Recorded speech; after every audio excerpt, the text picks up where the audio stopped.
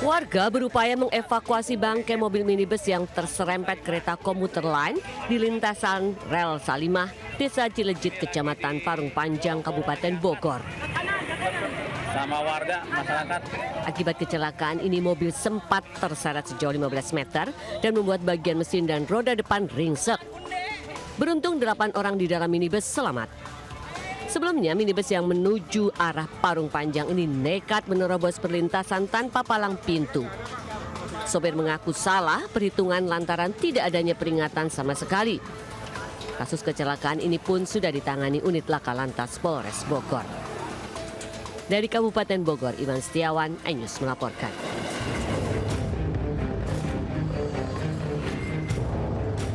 Seluruh kendaraan yang berada di jalan tol Tomang arah Tangerang ini terpaksa menghentikan lajunya akibat satu unit minibus terbakar. Sontak kejadian ini menyebabkan kemacetan parah. Beruntung penumpang mobil naas ini selamat dari kobaran api. Api baru bisa dipadamkan setelah 30 menit melalap mobil dan petugas menerjunkan satu unit mobil pemadam kebakaran. Kebakaran mobil juga terjadi di Jalan Metro Tanjung Bunga, Makassar. Akibat kejadian ini, warga dan pengendara yang melintas geger dan mobil jadi tontonan. Kebakaran terjadi setelah mobil tiba-tiba mogok dan mengeluarkan asap tebal di bagian kap depan. Naas saat sopir dan penumpang keluar untuk mencari bantuan, api segera membesar dan melalap seluruh bagian kendaraan.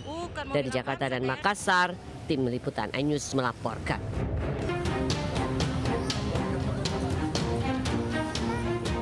Sebuah minibus jasa ekspedisi ini ringsek dan terguling usai menabrak warung makan di tenda roti bakar di Jalan Kamar Raya, Cengkareng, Jakarta Barat.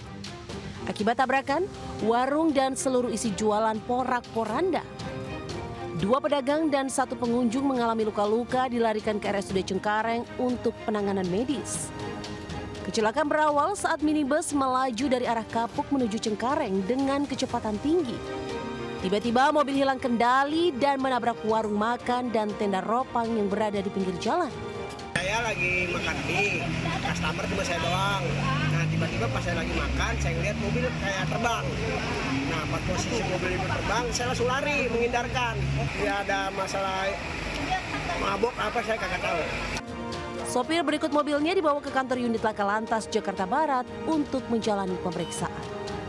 Dari Jakarta, Rio Manik, iNews melaporkan. Pemirsa, 4 orang terluka akibat sebuah gudang yang dijadikan pengoplosan gas LPG di Taman Elang Priuk, Kota Tangerang, ludes terbakar.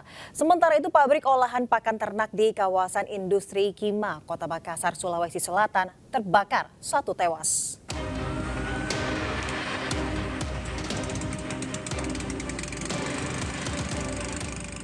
Kobaran api melahap habis gudang yang dijadikan tempat pengoplosan gas LPG di Taman Elang, Priuk, Kota Tangerang. Banyaknya bahan mudah terbakar sempat menyulitkan petugas damkar untuk menjinakkan api. Diduga api berasal dari tabung gas 3 kg. Saat kebakaran sempat terjadi ledakan yang membuat kaget warga sekitar. Ini ada penyulingan tabung gas besar ke tabung gas 3 kilo. Dengar-dengar ada ledakan ya Pak tadi?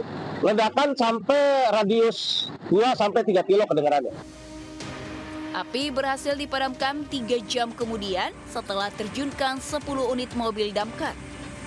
Akibat kebakaran, 3 orang pegawai mengalami luka ringan dan 1 orang mengalami luka serius. Langsung dilarikan ke rumah sakit. Dari Tangerang, Banten, Sukron, iNews melaporkan. 1 tewas, 1 hilang dan 2 luka bakar akibat sebuah kapal jukung pengangkut BBM meledak tak jauh dari Jembatan Ampera, Sungai Musi, Palembang, Sumatera Selatan. Polisi segera datang ke lokasi dan memeriksa penyebab ledakan.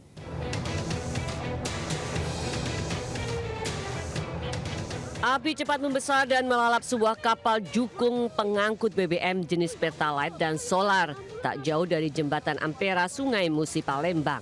Sebelumnya kapal ini tengah membawa BBM dari tempat pengisian yang berada di kawasan 5 Ulu, seberang Ulu 1 menuju pemukiman di perairan Banyu Asin. Naas tiba-tiba kapal meledak hingga hancur berkeping-keping.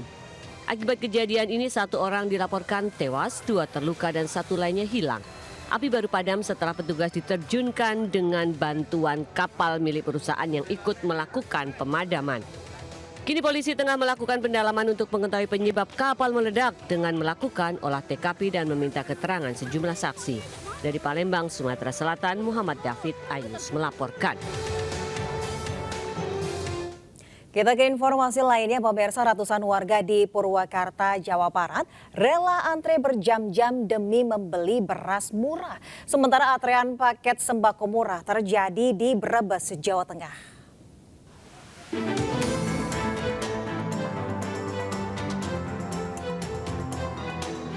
Ratusan warga didominasi emak-emak ini rela berdesakan antri demi membeli beras murah di Bazar Ramadan di Balai Indung Rahayu di Jalan R.E. Marta Dinata, Purwakarta. Beras 5 kg seharga Rp52.500 menjadi alasan mereka rela antri berjam-jam. Setiap warga dijatah beli beras 10 kg. Selain beras, disediakan juga minyak goreng, telur, gula putih, dan sembako lainnya dengan harga lebih murah. Dia mau beli apa aja? Beras. Ya. Di pasar mahal, jadi nggak apa-apa ngantri? Iya, nggak apa-apa. Berapa jam tadi ngantri? Ya dari 6 sampai udah 3 jam, nah sekarang udah belum dapat mas sekarang? Iya, masih mahal. Ya lumayan lah, agak murah segini. Oh, di sini? Nggak terjangkau. Terdiri dari beras 5 kg, 1 liter minyak goreng, dan 1 kg gula pasir. Untuk mencegah antrian membeludak, satu orang dapat jatah 1 paket sembako murah dan wajib mencelupkan jari ke dalam tinta. 800 paket sembako ludes terjual dalam waktu kurang 1 jam. Dari Purwakarta, Jawa Barat dan Brebes, Jawa Tengah, iNews melaporkan. Bazar murah Ramadan di halaman Kejaksaan Negeri Sumber, Kabupaten Cirebon, Jawa Barat ricuh. Sejumlah lansia pingsan karena membludaknya peminat. Sementara jumlah kupon yang disediakan tidak sebanding dengan jumlah peminat bazar.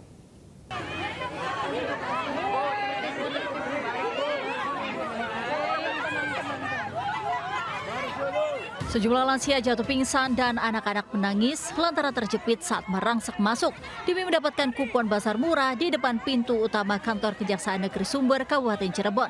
Ratusan warga ini menunggu sejak pagi, bahkan nekat mengejar petugas kejaksaan yang membawa kupon hingga menimbulkan kegaduhan. Meski harus berdesakan dan pengap terhimpit, warga yang didominasi emak-emak ini rela mengantri lebih dari 1 jam demi mendapatkan kupon untuk membeli paket sembako senilai Rp50.000. Harga paket sembako berisi beras 5 kg, gula, dan minyak. Ya sejam lah. Sejam. Kasian. Tadi ikut berkupon juga, Bu? Iya. Rebutan? Ya kalau masalah kupon kami memang benar-benar keteteran karena kami Kejaksaan Negeri Kabupaten Cirebon hanya menyediakan 1.000 paket. Tentunya yang datang ke kami lebih dari 1.000. Bazar murah untuk menekan harga di pasaran yang merangkak naik jelang Lebaran. Pasalnya, saat ini beras di pasaran mencapai Rp17.000 hingga Rp18.000 per kilogramnya. Dari Cirebon, Jawa Barat, Toh Iskandar, iNews melaporkan. Pemirsa, hujan deras disertai angin kencang yang melanda sebagian wilayah DKI Jakarta Senin siang membuat pohon beringin setinggi 7 meter di kawasan Kebonjeruk, Jakarta Barat tumbang. Pohon besar ini pun menimpa kabel listrik dan menutup ruas jalan hingga membuat arus lalu lintas lumpuh.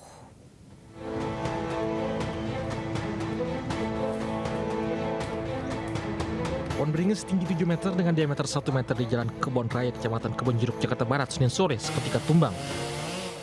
Pohon berusia puluhan tahun ini juga tumbang akibat hujan deras serta angin kencang yang melanda sebagian wilayah DKI Jakarta sejak Senin siang. Tak hanya menutup ruas jalan, kabel listrik milik PLN yang berada di sekitar lokasi pun tumbang hingga menjuntai di ruas jalan. Petugas gabungan dari dinas terkait langsung menangani pohon beringin ini agar tak mengganggu arus lalu lintas yang sempat lumpuh. 1 meter diameter, tingginya sekitar 7 meter. Di sebelah. Pada sini aja Pak. Robohnya melintas. Sehingga mengganggu lalu lintas. Kita gabungan dari Damkar, PSU, kemudian BPBD, Pertamanan, dan PLN berkolaborasi untuk mengevakuasi supaya lalu lintas bisa berjalan normal. Beruntung tak ada korban luka maupun jiwa dalam peristiwa tumbangnya pohon ini. Namun arus lalu lintas di sekitar lokasi lumpuh total tidak bisa dilalui oleh pengendara roda 2 maupun roda 4. Dari Jakarta, Rizky Falupi melaporkan. Ribuan penumpang kapal motor Kelut tiba di Terminal Penumpang Bandar Dewi Belawan, Kota Medan, Sumatera Utara untuk berlebaran di kampung halaman. Sementara ratusan kendaraan pemudik antre sejak malam di Pelabuhan Merak, Banten.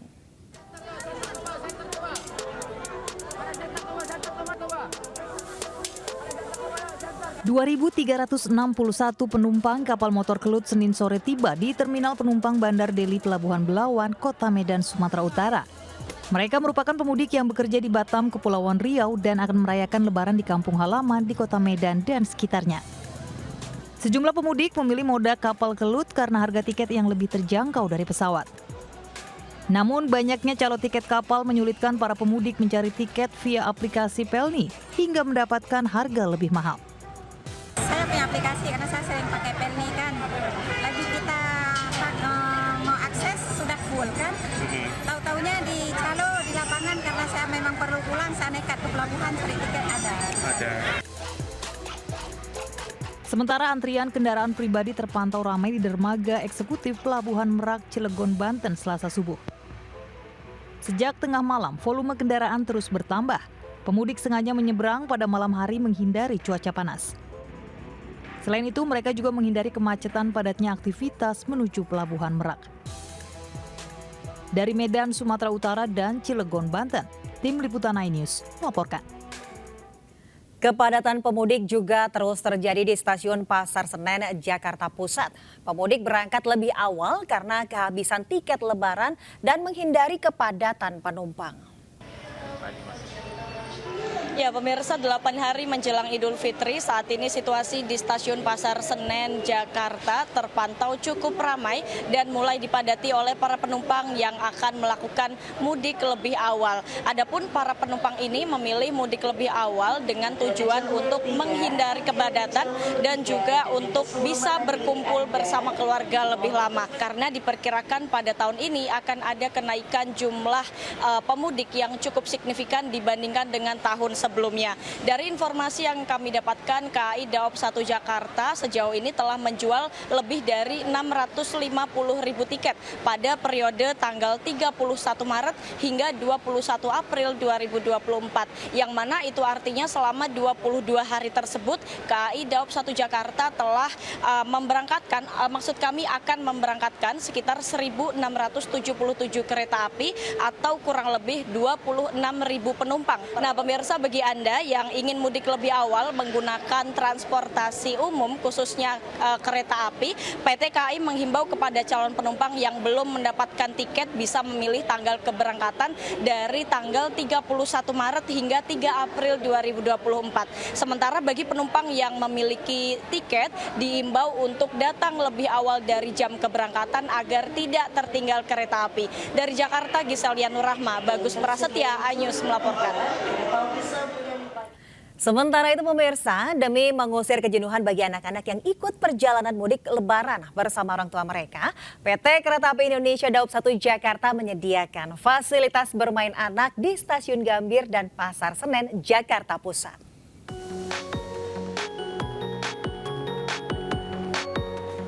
Bagi Anda yang berencana melakukan perjalanan mudik lebaran menggunakan kereta api, tak perlu lagi khawatir anak-anak jenuh saat menunggu jadwal keberangkatan kereta. Kini anak-anak dapat bermain sepuasnya secara gratis di arena bermain yang disediakan PT Kereta Api Indonesia di Stasiun Pasar Senen maupun Stasiun Gambir, Jakarta. Beragam permainan mulai dari ayunan hingga perosotan dapat mengusir kejenuhan anak-anak saat menunggu waktu keberangkatan kereta. Fasilitas bermain anak pada momen mudik lebaran ini sengaja disediakan guna memberikan kenyamanan lebih kepada para calon penumpang yang ingin melakukan perjalanan bersama anak-anak. Adanya kayak gini jadi anak-anak nggak bosen, apalagi yang sukanya main hiperaktif kayak gitu.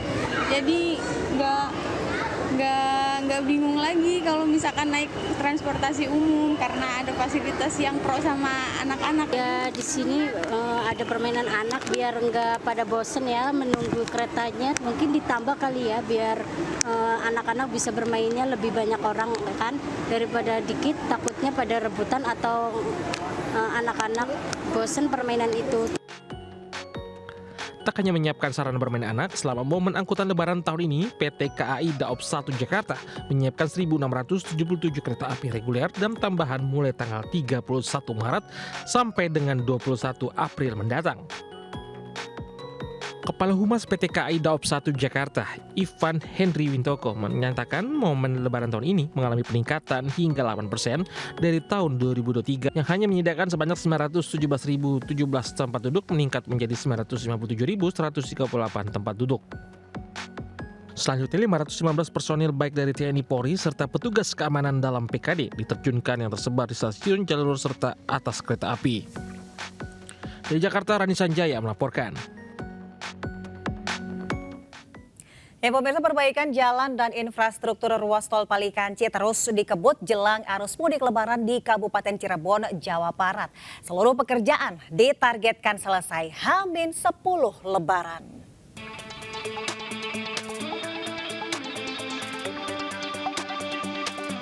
Sejumlah perbaikan jalan di ruas tol Palikanci, Kabupaten Cirebon, Jawa Barat, Selasa siang terus dikebut jelang arus mudik lebaran tahun 2024. Seperti perbaikan pelebaran lajur 3 serta rekonstruksi jalan yang rusak di sekitar kilometer 208 rest area tol Palikanci. Saat ini proses pemadatan dan pengaspalan telah mencapai 80%. Selain pelebaran di kilometer 208, pekerjaan juga dilakukan di sejumlah titik jalan yang sudah rusak, yakni seperti di kilometer 207 hingga kilometer 210. Nah, kita mengantisipasi kepadatan arus balik ini yang biasanya kondisi normal kita melakukan kontraflow sampai dengan melompati 208. Nah, namun di tahun ini kita akan menambah kapasitasnya dari 2 menjadi 3 lajur. Sementara untuk memastikan kelancaran dan keamanan pemudik di jalur arteri pada malam hari, Dinas Perhubungan Kabupaten Cirebon memperbaiki ratusan penerangan jalan umum di sepanjang Pantura. Lampu yang putus diperbaiki dan diganti hingga kembali menerangi jalur transnasional.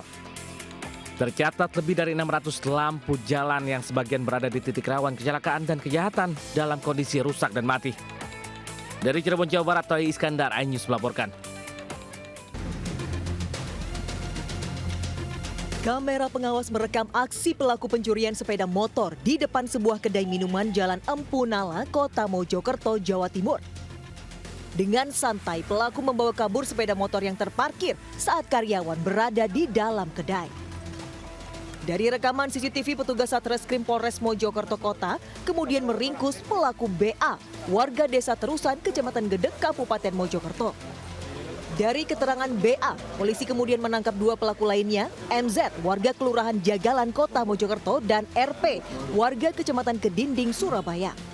Polisi juga mengamankan 10 sepeda motor hasil curian. Dalam menjalankan aksinya, pelaku menggunakan kunci letter T. Dari masing-masing sepeda motor, pelaku mengambil keuntungan 1 hingga 3 juta rupiah. Diketahui para pelaku merupakan residivis dari berbagai kasus. Pencurian sepeda motor di wilayah hukum Mojokerto Kota sebanyak 15 kali. 15 kali. Dan juga dengan barang bukti yang sudah kita amankan ada 10 sepeda motor. Kini para tersangka mendekam di tahanan Polres Mojokerto Kota dan terancam hukuman 9 tahun penjara. Dari Kota Mojokerto, Solahuddin, iNews melaporkan. Pelaku curanmor dibekuk setelah motor curiannya ditemukan warga karena dipasang alat GPS di Jombang, Jawa Timur. Sementara polisi gagalkan aksi pencurian besi pembatas jalan tol Cipali, Subang, Jawa Barat.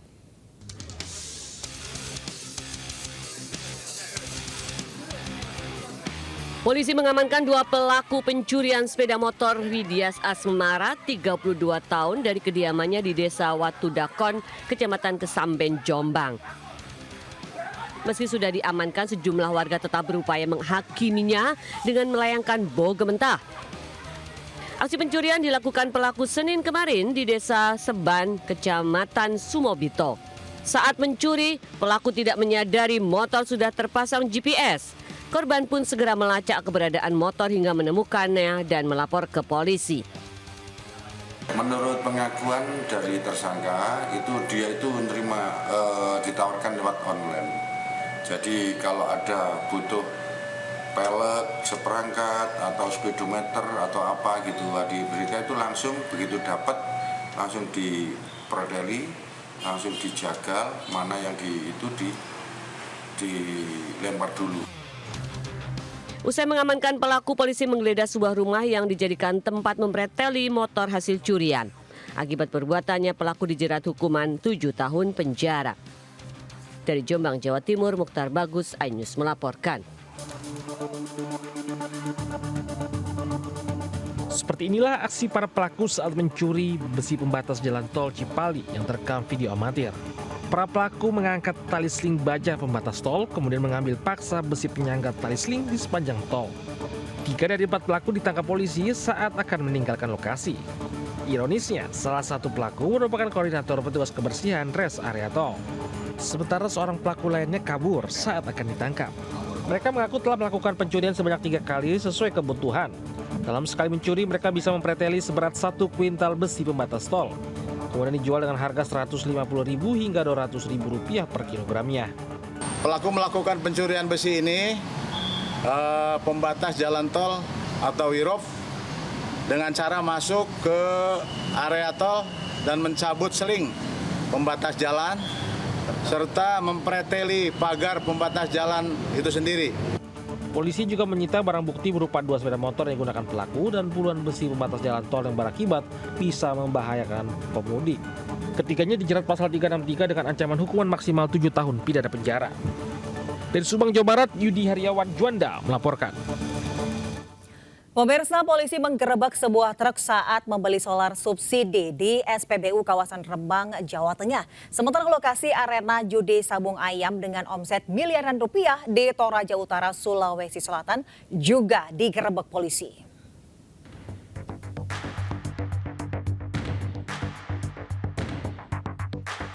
Anggota Resmo Polres Rembang menggerebek sebuah truk saat membeli solar bersubsidi di stasiun pengisian bahan bakar jalur Pantura Kaliori, Kabupaten Rembang, Jawa Tengah. Hasil penggeledahan ditemukan truk sudah dimodifikasi, sementara di atas truk terdapat 4 tandon dengan kapasitas 4.000 liter. Modus pelaku dengan seolah-olah membeli solar subsidi seperti biasa. Namun saat solar dialirkan ke tandon, pelaku menyalakan skakel kecil dan solar langsung tersedot dari tangki dan masuk tandon penampungan. Pelaku juga mengganti plat nomor kendaraan dengan yang palsu untuk mengelabui petugas. Polisi mengamankan sopir dan kernet truk berinisial DB dan SW. Keduanya mengaku sudah melakukan aksinya selama 3 bulan terakhir.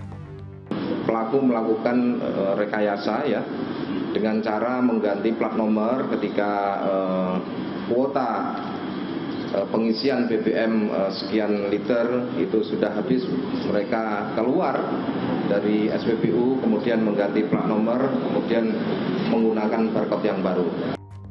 Polisi telah mengamankan barang bukti truk dan tandon, 12 plat nomor palsu, sisa uang pembelian sebesar 8,4 juta rupiah, mesin pompa dan ponsel. Kini polisi mengejar orang yang mendanai para pelaku di lapangan, sementara kedua pelaku dijerat Undang-Undang Minyak dan Gas Bumi dengan ancaman hukuman maksimal 6 tahun dan denda 60 miliar. Dari Rembang, Jawa Tengah, Musyafa, iNews melaporkan.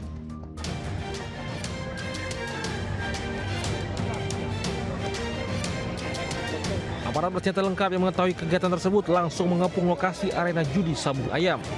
Para pelaku maupun penonton kabur berhamburan, bahkan sebagian bersembunyi di permukiman warga dan sebagian lainnya lari masuk ke dalam hutan untuk menghindari kejaran polisi. 35 orang terdiri dari 6 pelaku judi dadu dan 9 pelaku judi sabung ayam serta 3 wanita diringkus. Ketahui aktivitas judi sabung ayam dan judi dadu ini memiliki perputaran uang dari puluhan juta hingga miliaran rupiah. Putaran uang di lokasi itu cukup besar. Kalau hari-hari biasa weekend bisa menyentuh sampai 1 M putaran. Kalau weekend ini weekendnya tentunya bisa lebih. Dengan perbuatannya, para pelaku judi sabung ayam dan dadu terancam 10 tahun pidana penjara. Dari Kabupaten Maros, Sulawesi Selatan, Wahyu Ruslan melaporkan. Pemirsa, sidang sengketa pemilu 2024 kembali digelar Mahkamah Konstitusi dengan agenda pemeriksaan saksi dari Capres-Cawapres Ganjar Mahfud. Paslon nomor urut 3 itu meminta Pilpres diulang tanpa pasangan Prabowo Gibran.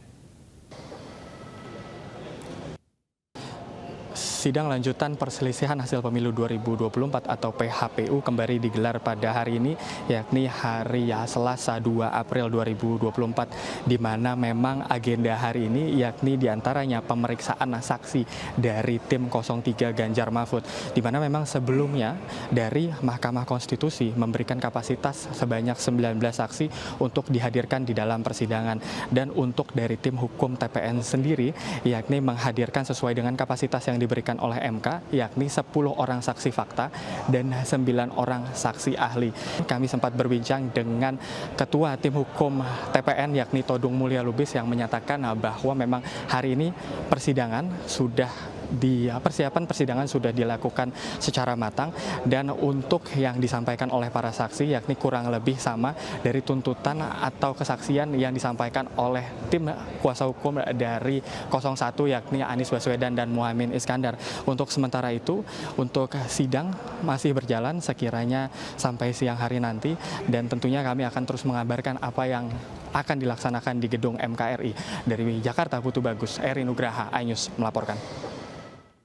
Pemirsa, warga Lebak, Banten rela antre berjam-jam mendapatkan uang pecahan baru untuk THR Lebaran. Warga pun mengeluhkan sulitnya menukar uang baru karena adanya pembatasan.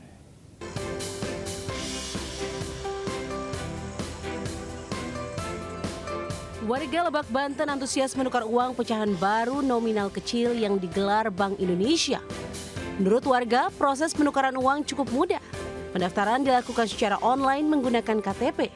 Setelah mendaftar, warga akan mendapat barcode dari BI sebagai tiket masuk ke tempat penukaran uang yang dipilihnya. Warga mengaku sengaja menukarkan uang nominal kecil untuk kebutuhan Lebaran. Setiap warga bisa menukarkan uang maksimal 4 juta rupiah. Lumayan lah, iya. Soalnya kalau di bank agak lama, Pak. Iya. Jadi kebetulan ada Pintar BI itu ya. Saya daftar dari 4 hari yang lalu. Meski proses penukaran uang dianggap mudah, namun beberapa warga lanjut usia berharap kedepannya BI bisa memberikan layanan langsung tanpa mendaftar lantaran keterbatasan kemampuan mengakses internet. Dari Lebak, Banten, Iskandar Nasution. Jemunak makanan khas kota Muntilan, Magelang, Jawa Tengah ini hanya bisa ditemukan saat bulan Ramadan. Makanan dari ketela dan beras dan disiram kuah gula ini terlihat menggoda. Bahkan seperti bahan-bahan seperti ketela, beras, ketan, dan gula Jawa dicuci kemudian dikukus. Setelah matang diangkat. Langkah berikutnya ketela kemudian diparut. Selanjutnya parutan ketela dikukus. Setelah matang kemudian beras ketan yang sudah matang dicampur dengan ketela tersebut dan ditumbuk hingga berubah tekstur menjadi lembut. Kemudian dibungkus dengan daun pisang beserta kuah gula Jawa. Rasa yang manis, gurih, dan tentunya kenyal dari perpaduan bahan-bahan tersebut membuat ketagihan para penikmatnya, terutama saat berbuka puasa. Rasanya enak, ada manisnya karena ada gula Jawanya itu kan. Berasa kayak makan ketan lopes ya. Iya. Hampir mirip-mirip sih. Cuman aku lagi nemuin ini juga sih. Sejak dulu ya, turun-temurun dari mbah. Saya generasi 5. Bu, kalau Jemuna ini kenapa sih ke setiap Ramadan aja Bu adanya Bu? Ini ada ciri khasnya sendiri. Jadi nek bar habis buka, makan ini tuh kepenak.